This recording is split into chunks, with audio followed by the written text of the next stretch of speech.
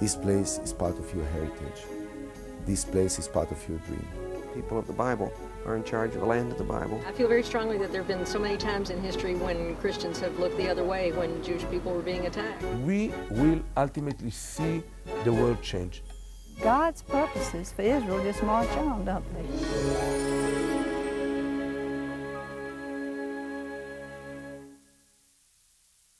Shalom, hello again. Welcome back to our Voices from Israel series. We hear all sorts of voices in this series, all taped and filmed on location in Israel.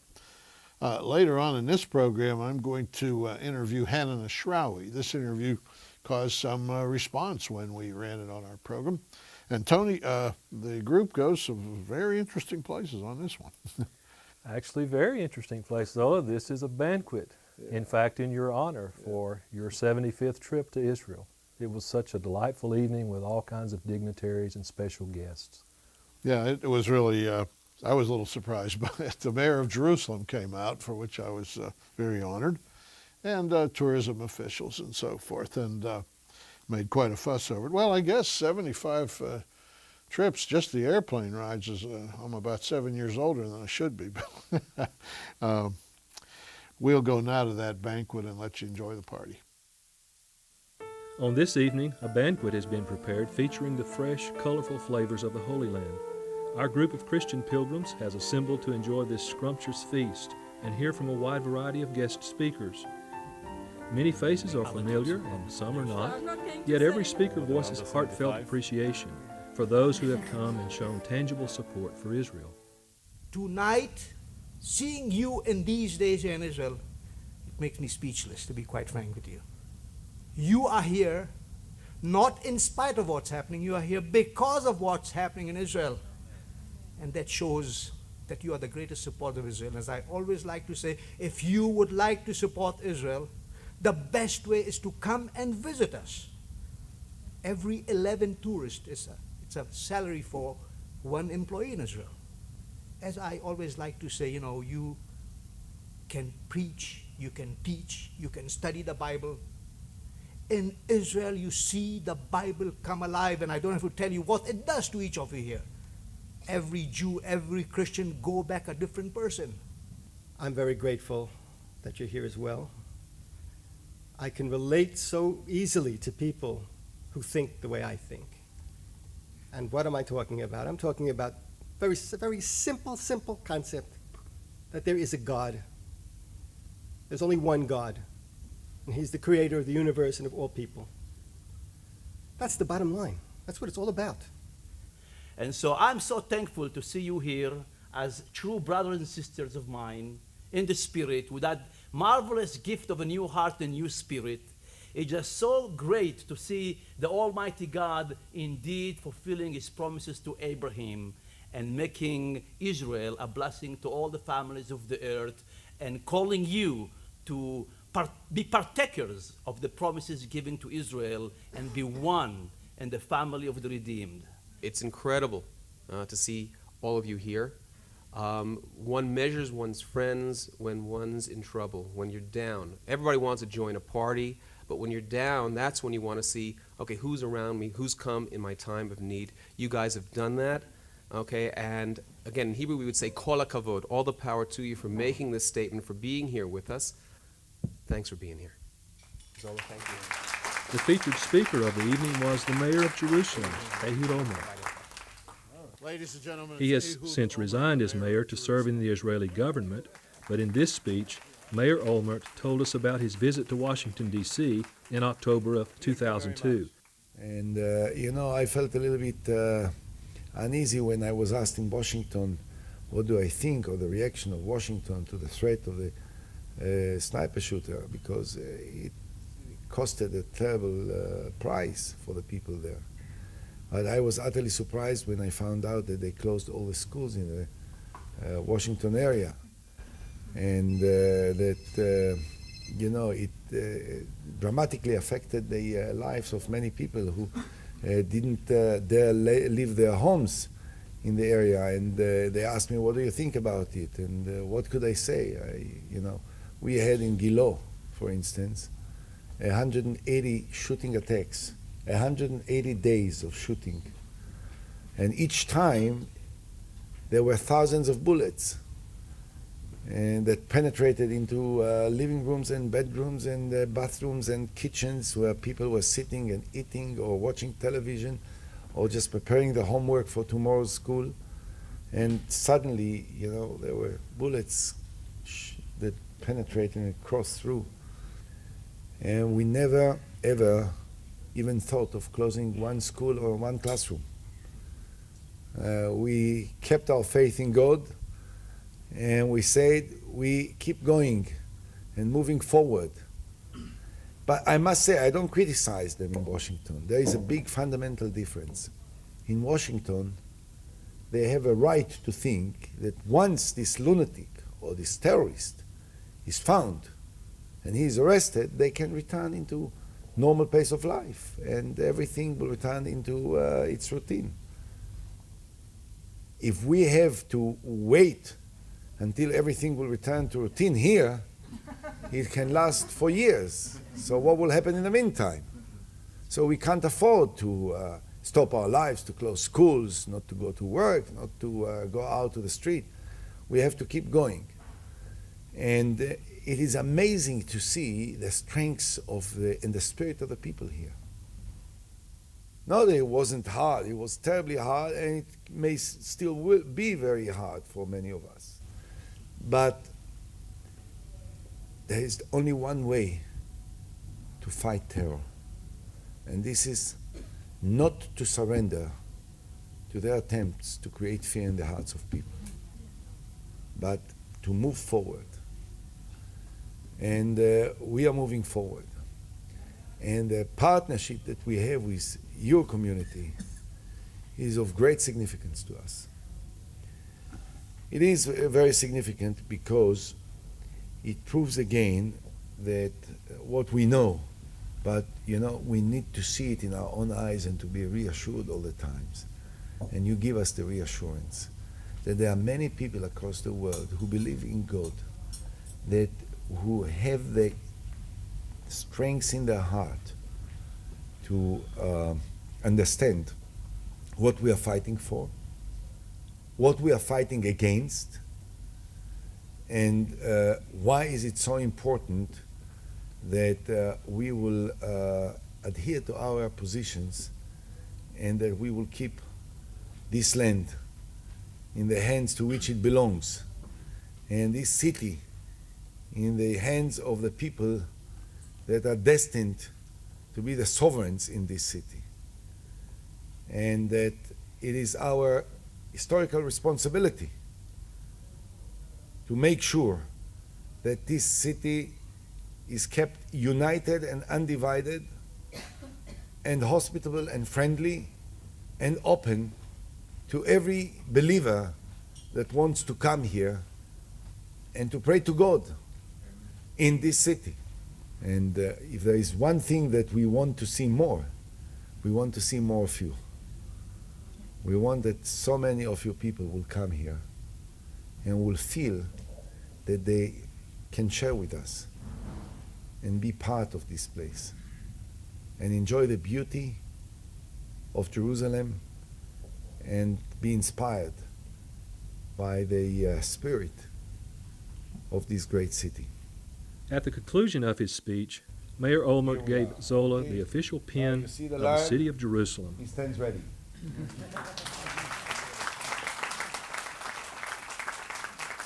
The mayor bestowed this honor in recognition and appreciation of Zola's 75th trip to Israel. Well, Tony, that was a great evening. I appreciate your part in it. I assume you helped set it up. It was a delightful evening. I'm glad I could be there. So many friends from so many times and people from all over the land. You know, there were people there that evening that otherwise would have nothing to say to each other. Like in America, you have different factions, and you have the absolute ultra-Orthodox here, liberal people. They're government officials, citizens that don't trust the government. It's a democracy, so there's all kinds of opinions. I was so pleased to see that room full of people. It was a good evening, Zola. Yeah, it was fun. Thank you. Thanks for your part in it. Okay, in this trip, too, we went through a checkpoint to Ramallah, across the line into what's called the Palestinian capital, where the Arabs of the West Bank and, of course, Arafat and his people have their headquarters. And a very professional and courteous Palestinian television crew took us in there, and we brought, of course, a couple of our own men. And I interviewed this lady who is a spokesperson and has been a member of the Palestinian National Cabinet and so on. And I didn't argue with her. There was some things that arguable, but I was interested in her views. And she gave her views. And then we presented those views to expert Arab Christians that we know in this country that are friends of our ministry, and they discussed her views. So it was quite a thought-provoking afternoon. We'll go there now to Ramallah. Talking to Palestinian people, they are sincerely convinced this is their land. They have been here from time immemorial. Mm-hmm. What is the real, you're a professor, right? You taught at the University of Virginia, am I right? Studied and taught. And what is the real history of the Palestinian people in this land? Well, we go back centuries. Actually, if you want, we go back to the Canaanites. To the Canaanites? Yes. So the Palestinians are the longest standing, ongoing, historical human tradition in Palestine. Of course, we are also a mix of so many tribes that came into Palestine. But those of us, I mean, my family has been here for centuries. Most people trace their families, centuries and thousands of years. And it's amazing for people to tell us you're an accident of history, or this land, that's your land, where we define our being, our culture, our history, our sense of value from being the people of the land, and then we are told, no, well, this land has to be given away in accordance with the Bible or something. If you reorganize the world in accordance with the Bible, you'll be in serious trouble. There are three fundamental points that I think are necessary to make here historically. Number one is the ludicrous statement about a Palestinian nation. There has never, in the history of civilization, been a Palestinian nation, ever. The hue and cry for a Palestinian state did not even begin until 1948, when Israel became a nation itself. One of the things that I make a statement when I do public debates is I say, I believe the Palestinians should have as much land as they have ever had historically, which of course is none. She believes that she is a Christian, and as a professed Christian, she should understand that God made a covenant with Israel. This is fundamentally important. The land was given by God to the Jews. And as a Palestinian Christian, she must know her Old Testament on this. The final thing I want to ask is, why, in the midst of all of this cry for peace, why has not one Arab nation offered a parcel of their land to give to the Palestinians? And of course the answer is, this is not as much about giving the Palestinians a nation as much as it is for taking away a nation from Israel. Usually Hanan Ashrawi gets high marks for sincerity. Unlike many of the leaders in the Palestine Authority, she really, I believe, believes what she says. For Yasser Arafat, that's not the case. Yasser Arafat is a liar from the get-go. Hanan Ashrawi, I believe, is somebody who believes principally in freedom and democracy and those kinds of things, and I give her high marks for sincerity. But when she talks about the Palestinian people retracing their history to the Canaanites, she loses me. When she talks about the fact that Palestinians have the longest standing tradition of humanity in that region of the world, again, she loses me. All we need to do, we don't need to go back thousands of years to see who's been living in that part of the world. We can go back to the turn of the 20th century and look at what the population levels were. At that time, when the area we call Palestine was ruled by the Islamic Ottoman Empire, the majority of the population in Jerusalem, the overwhelming population in Jerusalem, was Jewish. The second highest population level was among Christian Arabs. And Muslims, who now tell us that Jerusalem is the third holiest site in all of Islam, actually were a very small minority of about 10% of the population. So It's very hard for me to look at what Hanan Ashrawi says about this long-standing tradition in the region. The truth of the matter is the Arab population has been on the increase ever since the turn of the 20th century, and they came for two principal reasons. They came because of the economic activity stirred by the Jewish immigration into the region, and they came, interestingly enough, because of the freedom that Jews brought with them. What would happen, and this is almost a fantasy, but let's say a two-nation solution is formed, something like it, but Palestinians have a nation, control, and as a matter of fact, since they're largely Muslim, they begin to act like a Muslim government, tell you to cover your hair, this sort of thing? Historically, Palestine has always been one of the most tolerant, open, liberal, and pluralistic societies in the Arab world and in the region. Hanan Ashrawi says that Palestine has always been one of the most open, liberal, pluralistic, and tolerant societies in the region. Well, I don't know what time frame Hanan Ashrawi is talking about, but first of all, there's never been a Palestinian state. There's never been a society, a self-governing entity known as Palestine in the history of the world. So you first of all have to ask yourself, what Palestine is Hanan Ashrawi talking about when she defines it that way? But if you want to use liberal, pluralistic, tolerant, and open societies as the standard for the Middle East, there is only one, and it's the state of Israel. It is the only democratic country in the region. Out of there are 23 Arab and Muslim states, all varying forms of totalitarian police states, and Israel is the only little tiny bastion of democracy and freedom in the region. It's hard to believe in light of, well, perhaps he's overly radical, but a Hamas leader said that this resistance, more than resistance, the militancy will continue until all of the Jews leave the land of Palestine. And it's not a two-state solution. That's not something, no, the majority of the Palestinians accept the two-state solution. You do not judge a nation in accordance with the minority. That's why, democratically, the majority will have an agenda, and of course it will diffuse, it will disarm the militants once you see hope and once you see justice. But so long as people are motivated by pain, by revenge, by a sense of victimization, then of course their discourse, their agenda would become more extreme, particularly if they're victimized by another extreme agenda. So remove the extremism from both sides, and you will have a more democratic and tolerant society. Hanan Ashrawi suggests that the Palestinian people support a two-state solution. In other words, the idea of a separate Palestinian state, a separate Israeli state living side by side in peace and harmony. I have carefully looked at every public opinion survey done of Arabs in that part of the world, and I see no evidence to back that up. I wish it were so. I wish it were so. Let me present you with a hypothesis. Let's say that a group in Idaho or Iowa or some small state sets up a compound, fences it in, and claims it to be the nation of this compound. To prove their point, they stop paying taxes. They set up their own banks. They set up their own systems. To further prove their point, when the police in that city or nearby that compound come by, they shoot them. They begin to go into the neighboring cities and they bomb people.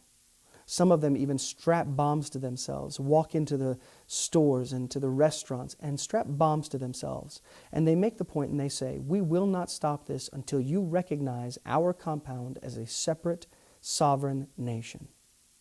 What would we do as Americans? What would our country do? But in fact, that is what we are asking Israel to do. We are asking terrorists to set up your own country. We are allowing them to bomb Israel, to absolutely obliterate innocent civilians. And we ask them to think that these are acts of war, not terrorism. And then we are asking Israel to recognize them as a state. In other words, to benefit terrorism. Now, why would we not do that in America? Well, obviously, two reasons come to mind. Number one, that's not the way a sovereign nation operates.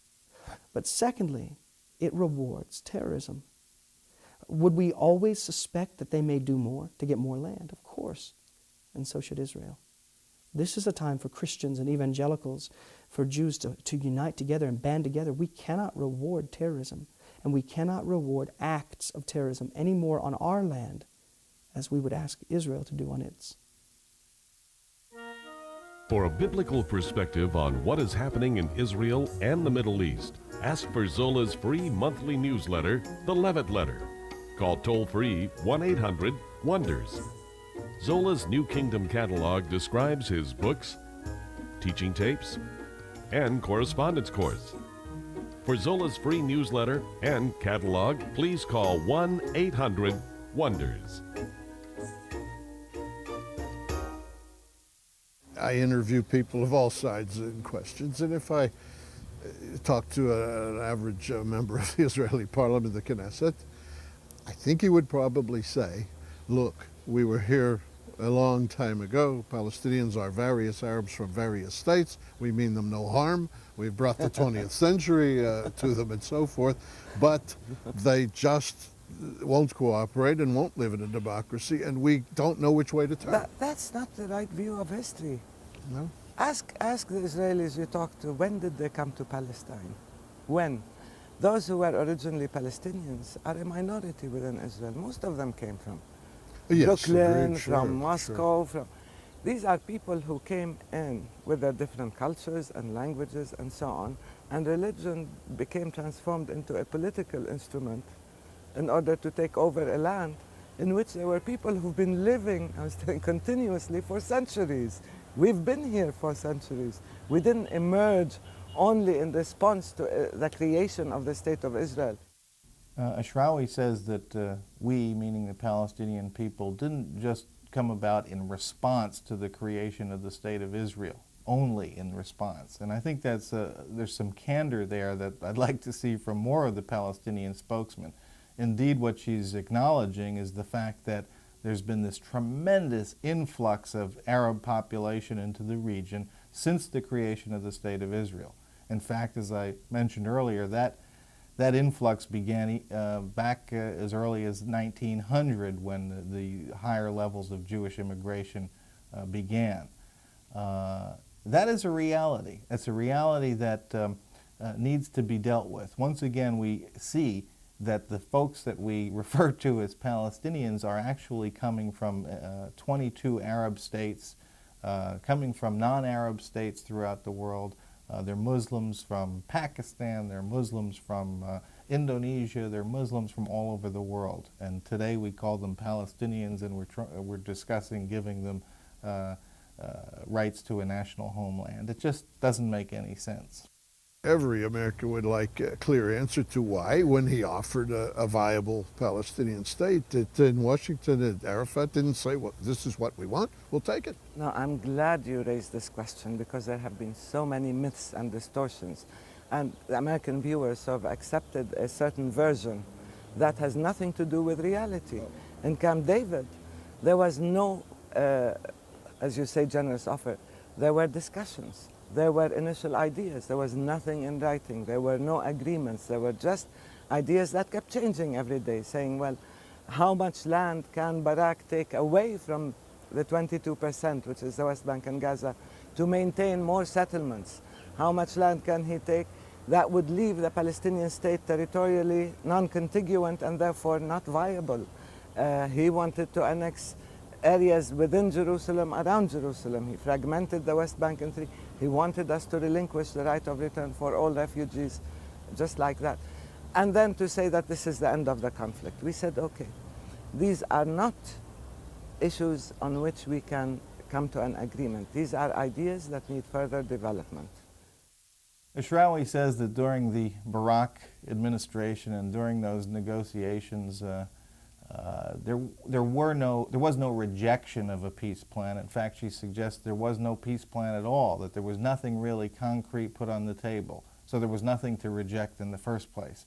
Now, as I understand it, she was not a part of those negotiations. She was not a part of the Palestinian Authority's negotiating team. So her understanding of what was happening would be based on the same kind of facts that are available to all of us, people who read newspapers and so forth. And people who do read newspapers and who are informed about those negotiations understand that there were indeed very, very concrete proposals, unbelievable concessions that were made by Israelis, by the Israeli leadership. In fact, the Israeli population was stunned that everything was put on the table, including, Jerusalem was put on the table. The Temple Mount was put on the table. And that is indeed why Barak was ultimately rejected, because this peace plan failed. And the Israeli population looked at that and said, there is no way we could ever make these folks, the Palestinians, happy if they rejected these kinds of concessions. Secondly, the point must be made that all of the Arab nations that surround Israel have one common vested interest, have one common enemy, and have one common goal: the end of Israel. This is important for us to remember. This is why we as Americans must stand behind them. They are our greatest ally, but they are also the most vulnerable. Well, it's a program of contrast, isn't it? There aren't many programs where you'll see Mayor Ehud Olmert of Jerusalem and Hanan Ashrawi of Ramallah in the same program, talking to the same interviewer. On the other hand, that's part of covering Israel. It's a free and open democracy. And not enough is said about the fact that the Arabs have their say because they can have their say. I mean, there are countries in the world where if you disagree with the government in power, you're not going to get any say whatsoever. You're going to get nothing but trouble. I felt that the trip to Ramallah was an educational experience in a way, and I did not intrude my own opinion into it. We gave it to our experts, and I think they are eminent Arab Christians, very competent in the subject. I hope you enjoyed it. And Sha'alu Shalom Yerushalayim. Pray for the peace of Jerusalem. Our offer on this program, the three-part video, Whose Land Is It? In part one, Zola answers the question, does Israel belong to the Jews? And if so, who says so? In part 2 and 3, Zola interviews Palestinian spokesperson Hanan Ashrawi with rebuttals by Christian Arabs. A crash course on Israel's right to her land. Whose land is it? For a concise biblical perspective of our times, ask for The Levitt Letter, a free monthly update on recent events in Israel and the Middle East. Call 1-800-WONDERS. That's 1-800-WONDERS. Or write to Zola, Box 12268, Dallas, Texas 75225. On the internet, visit Zola's website at www.levitt.com. Zola Levitt Ministries depends on tax-deductible donations from viewers like you.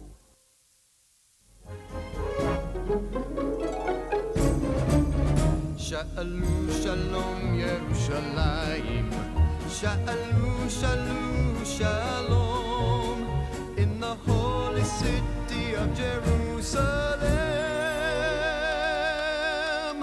We will pray for peace. Shalom Shalom.